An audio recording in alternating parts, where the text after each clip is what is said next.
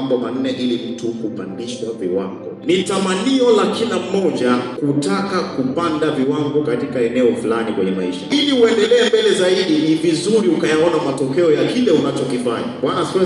Unatamani kuona ukipanda kiuchumi, unatamani kuona kiroho ukipanda. Usiwe mtu yule 2022, 23, 25, 27 inakukuta uko vile. Sababu namba moja ya wewe kutoka mahali ulipo kuelekea sehemu nyingine, kwanza inategemea namna ulivyomlingana Mungu. Juhudi zako binafsi kuna wakati zinaweza zigonge mwamba, lakini ile namna ya wewe kumlingana Mungu inaweza ikakusaidia kutoka sehemu moja kwenda sehemu nyingine. Tumaini Bwana kwa nguvu zako zote, kwa moyo wako wote, kwa akili zako zote. Ili Mungu akutoe viwango fulani kuelekea viwango vingine, inategemea namna gani unamtumaini. Kuna wakati mwingine viwango havipandi kwa sababu matumaini yako nusu kwa Mungu. Siri ipo katika kukaa ndani ya Bwana. Tunapaswa kuangalia, je, hapa sijaenda hatua zingine, kutokwenda kwangu mbele kwenye hii biashara, kutokuinuka kwangu kiroho,